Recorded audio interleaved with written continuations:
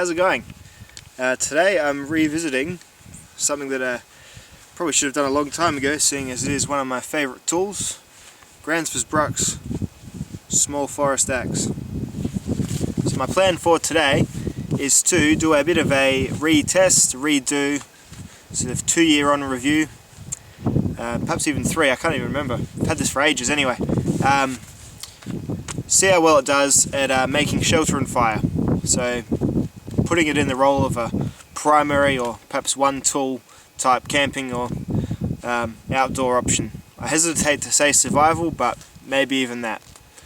So I'm going to get this out. It's a good excuse to do some chopping, and I'll film along the way, and I hope you enjoy. There'll be lots of money shots of axes going into wood, and you know, things getting shaved down and all that sort of stuff. So stay tuned, it should be a good one, and enjoy.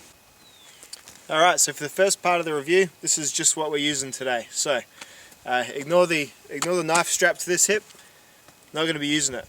So it's my Gransfors Bruks small forest axe in its little leather belt holster, made, as I previously said, by Beneath the Stars Leatherworks. It's got the standard Gransfors axe muzzle. So that is the tool of the day. And assisting me in building my shelter will be some 550 paracord and a 6-foot by 6-foot tarp. So what I'm going to be doing is making a basic structure using what I've already got provided to me by nature, a couple of pegs and a couple of fixings, and getting a roof over my head for a bit of inclement weather using the Gransfors Bruks small forest axe. So this bough here of this tree is what I'm going to use as my sort of primary fixing point. Important thing about this is what's above it, which is nothing. So there's no higher branches to fall on me while I'm asleep, or even more embarrassingly, while I'm awake and eating my lunch. So I'll be using that, and I'll be using some smaller branches to make some anchor points with my small forest axe. This log here will be my work surface. When you work on the dirt, as I found in my one stick, nothing else fire videos, you just sink straight in. So this will be my workbench for the day. Now I'm going to go and find and chop down some small sticks or trees to use to make some anchor points for my tarp.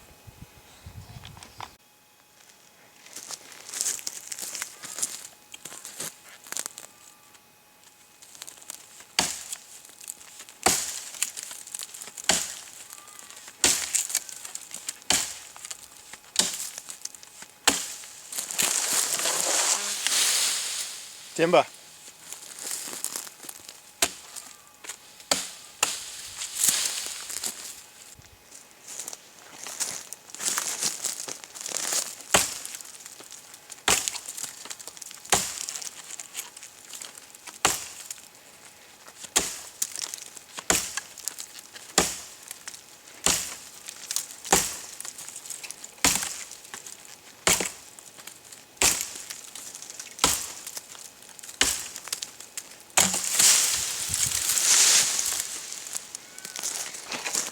It is the simplest of machines, but such little effort.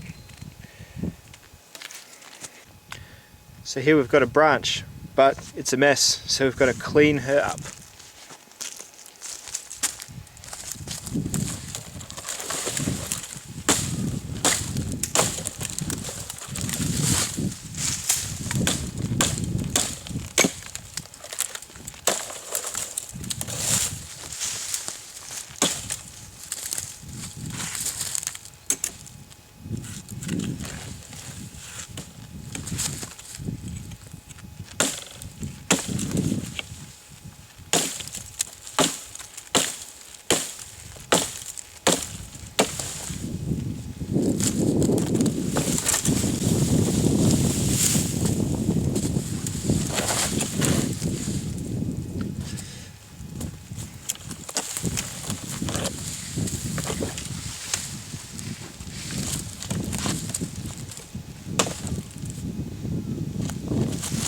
on cleave. Wow. This axe really is at peak sharpness at the moment, so this is, even though I've had it for a long time, this is very indicative of how you get it from the factory.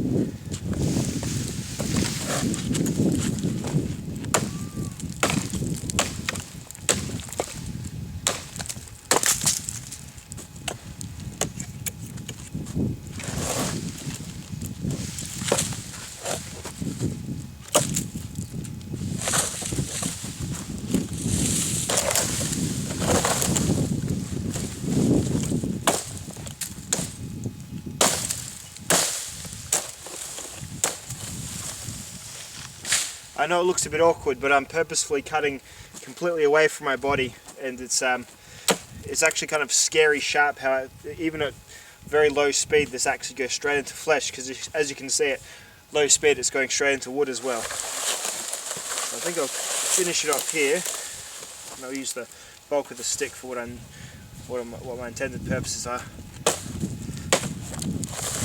And there we go. Like butter. There as well.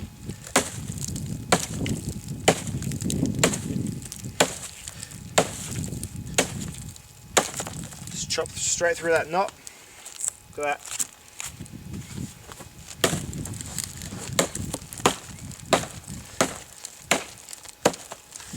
That is some good work. Right, so we're looking at about three reasonable sized steaks. You want your steaks pretty big, because otherwise if it gets windy, because it's going to have the weight of a tarp pulling on it, especially perhaps a tarp stressed by wind, you want them to be in nice and deep. So I reckon I'll start here at this join and use this here to make three steaks.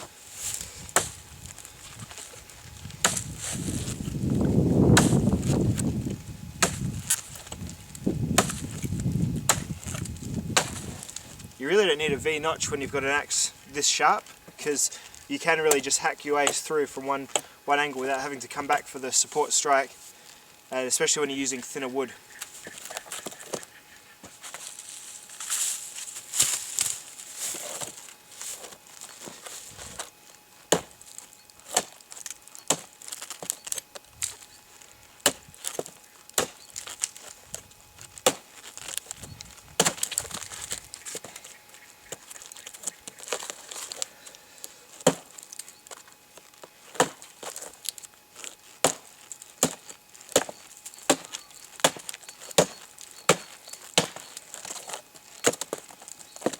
Yeah.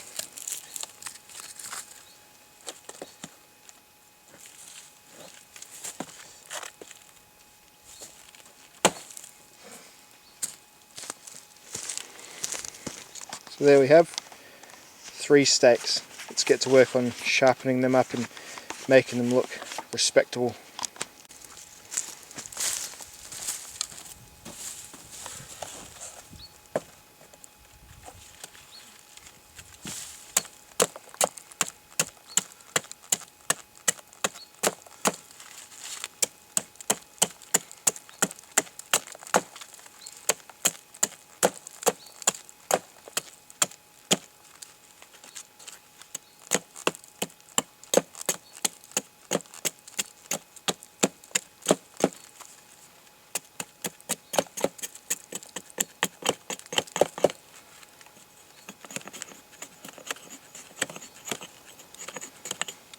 As you can see, it is draw knife sharp as well, this axe. That big old ant on there. Off you go, fella.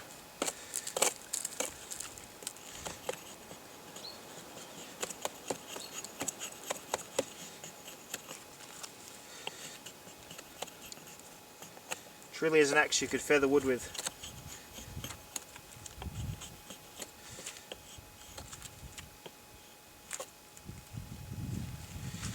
There's a fairly pointy steak right there. That'll be one.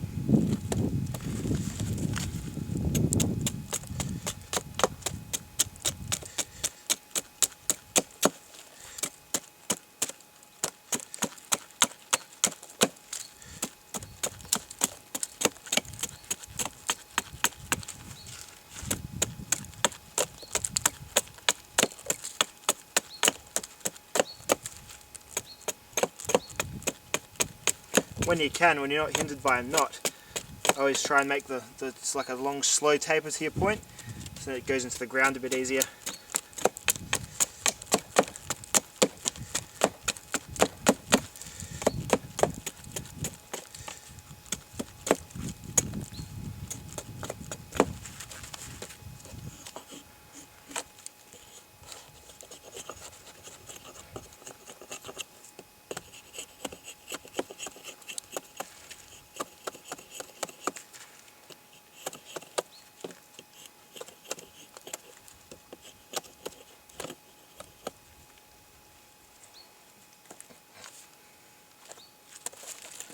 One might be a bit strange. We've got a bit of a knot there on the end, so I might even go from this side.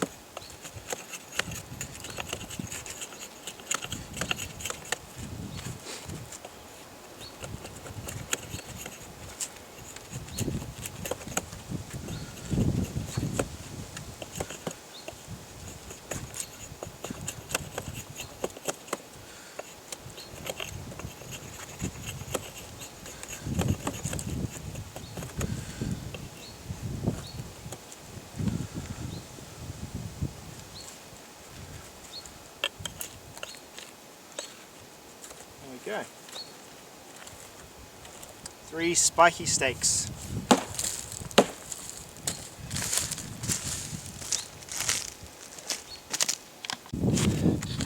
Now this one's okay because it's got that little naturally made notch in it to tie the paracord around, but I'm going to have to put a couple in the other two. So let's see how we go.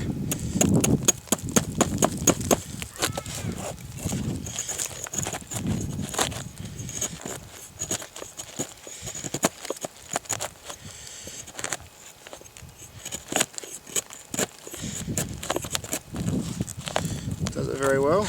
Now I might just cross cleave through here with a bit of the old betoning. Is that showing up on the camera? Yep.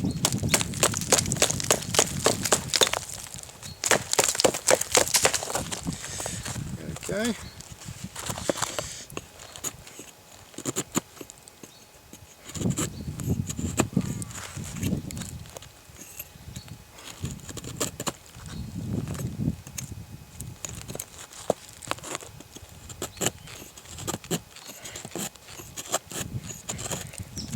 You can see the sharpness of the axe, so it's just feathering that wood away.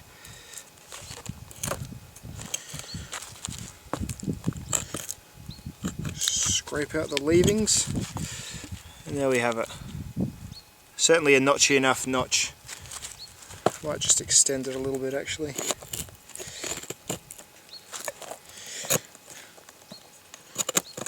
Just so there's more for it to grab onto. One.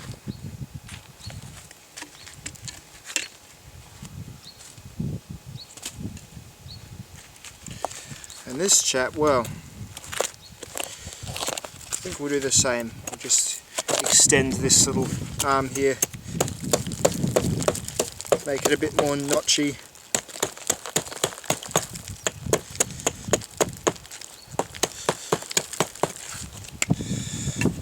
Just a little sharp corner for it to rest in. That ought to do nicely, I think.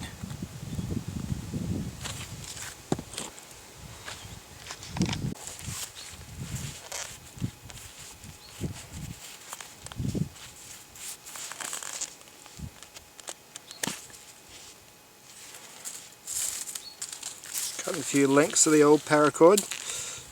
Bit of a pull cut, but shows the edge is still sound.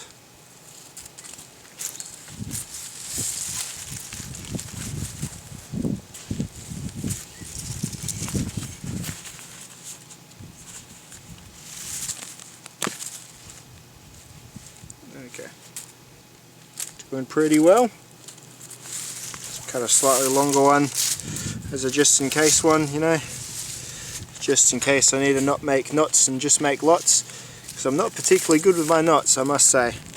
Got to know your weaknesses, and knots are certainly mine.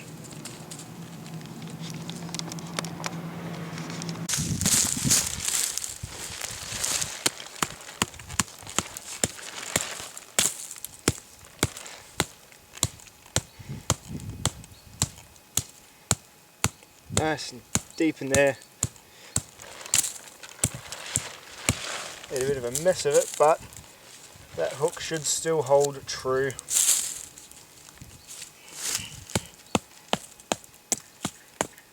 Put it at a bit of an angle.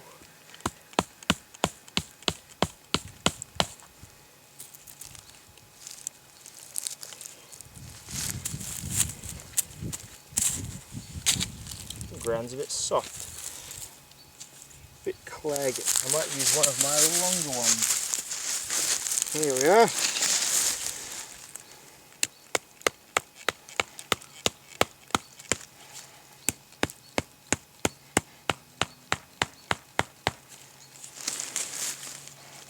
It's important to keep the mask on when you do this, because sometimes you get a bit too excited and you swing it a bit too far, and you just never know. It could be the perfect storm of laziness, clumsiness and idiocy.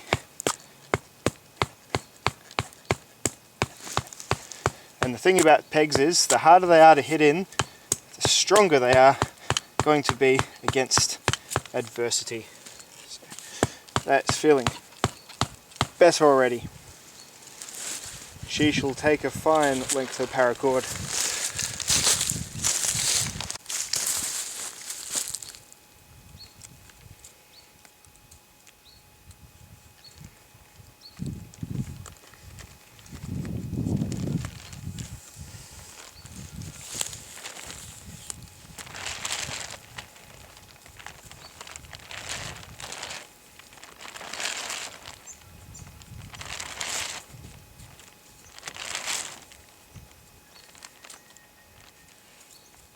Solid as a rock.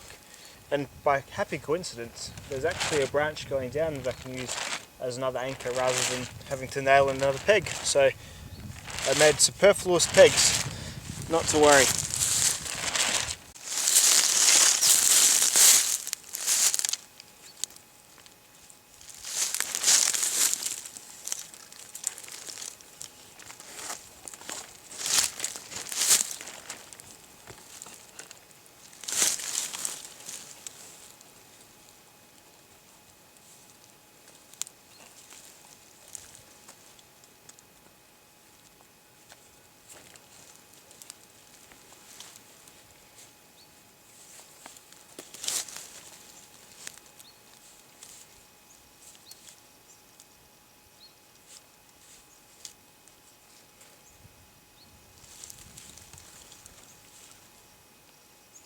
Remember kids, if you can't do knots, do lots.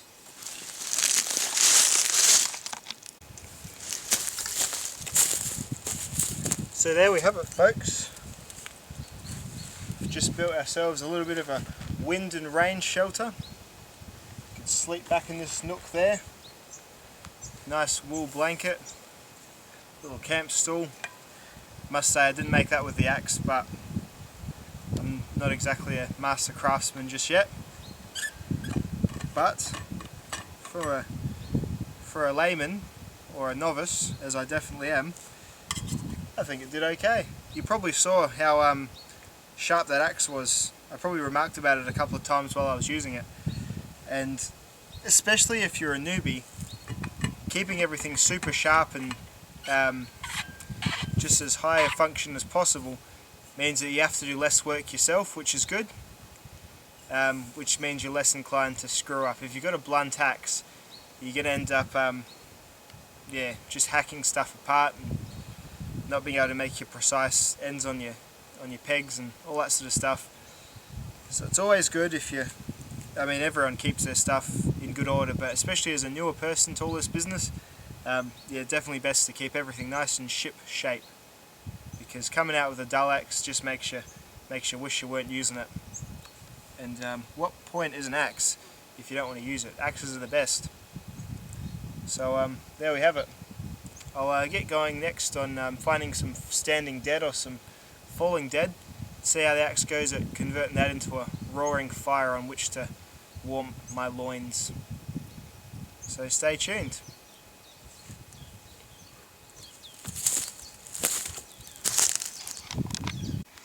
I feel like this rather dead root is going to provide me with what I need. So, using the axe, I reckon I might separate it from its soily grave and pull it up and see how it goes as a bit of a basic fire starting material. I'm going to chop it from, because I don't want my axe to go in the dirt, so I'm going to chop it from here and just see how I go. I hope it's actually dead. It looks super dead, so let's see. Yep, nice and dead. And look at that chopping. Goodness me. And that wood is like glass, just...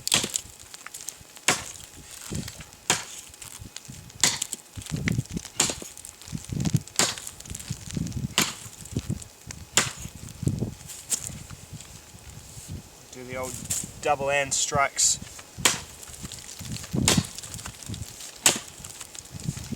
Because that's the best thing about these forest axes. You can use them as mini big axes or large hatchets. So the versatility really is second to none.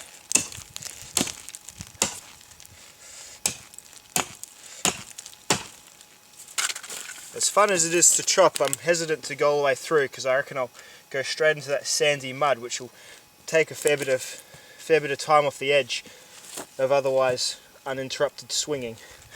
So I'll sort of chew my way around the bit of wood.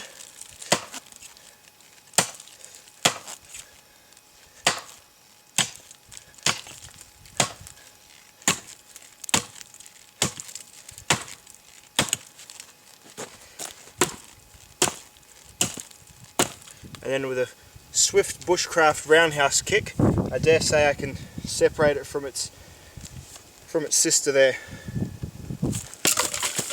There we go. Ray Mears taught me that. And that is what I feel a fairly reasonable bit of firewood to start on. So let's bring it back to the workbench and see how it goes. Righto. So let's try laying it down and just smacking it, because this has got a bit of a curve around it, sort of thing. So I'll just try giving it a smack from here. I don't think this is going to work, but it's all trial and error, isn't it? Oh yeah, just doing that'll do, because I don't need it to cleave evenly like a I don't need it to sort of cleave evenly like, you know, the proverbial perfect Wrangler style wood round, but I just need to get little bits off to sort of get kindling going for a fire, so that's not too bad. And now I've got the juicy underbelly exposed. I think the white ants may have been at it a little bit as well, so might have helped me out there. Let's lay it across this way though, to get it balanced, I reckon. Might even do the old, this bad boy here, where you give it a bit of a... Wow, how's that for bushcraft skills? That's pretty cool, that worked well. Let's try that again. And the best thing about that is it's safe, because I'm out here by myself, so if I carry on like a Burke and injure myself and do myself a mischief, so to speak, I'll have to drive myself all the way back to the ER. So that is good stuff right there.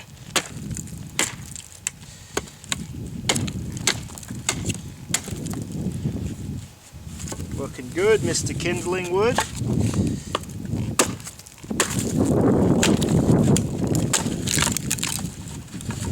Well, you can't complain about that, can you? Hopefully that all went on the pictures. Yeah, I reckon it might have. Fingers crossed anyway. I'll just pop you back there a little bit, Mr. Camera. maybe I'll pop you forward there so you're looking down, watching over me.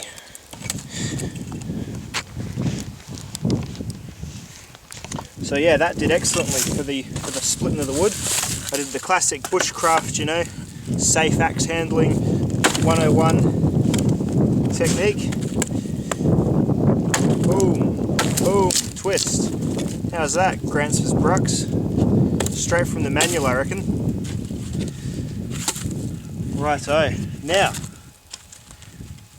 what's the next step in firecraft generally? One would argue that it would be making feather sticks. However, I'm in the Australian bush. There's things on the ground called gum leaves that would just eat a spark for breakfast. However, just because I like using the axe, I'm going to make some feather sticks anyway.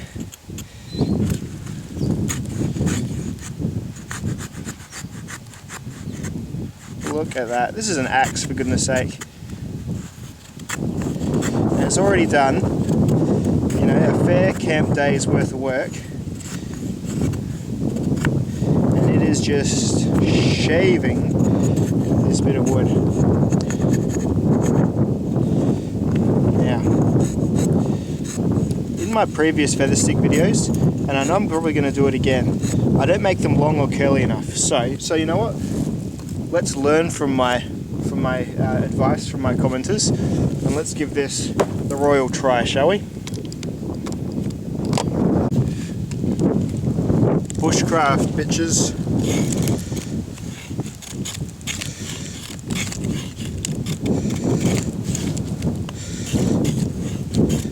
One thing that is probably hindering me a little bit is this wood is glassy and just dead as. So it is going to burn great. This is redwood. This is the wood that people buy for their home fires in Australia. Red gum, sorry. So it's going to burn wonderfully once it gets going. However, because it's very brittle, it does sort of having a tendency to sort of just flake off. And I know most certainly that my amateur woodsman skills are not helping in any way. However, the object here is to showcase the axe, not my arts of manliness, so I dare say seeing these little shots like that are doing the trick. Let's zoom in on that. Oh, look at this. Barely any pressure there. If you're not ordering a Gransfors Bruks axe or making frantic online inquiries in your other tab right now, you are mental. Because this is something that's just cut down 2 saplings, split a bunch of wood, made some tent pegs, and it is still sharper than the knife on my hip. And that is, you know, it's a high carbon steel, so it's not a stainless, but it wouldn't be a high carbon steel like 1095, so it wouldn't have that level of, you know, knife readiness to it. But here we are anyway. It'd probably be the equivalent of 1075 or perhaps 1055. They'd have a few tricks up their sleeve with how they make it, but yeah. Gransfors Bruks small forest axe. I just don't know why you wouldn't.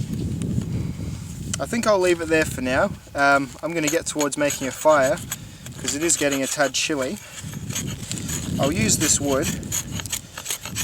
I might take some time off camera making some proper feather sticks, but it's not a one stick fire video, it's just a test video just to show you how bloody good this axe is. At any rate,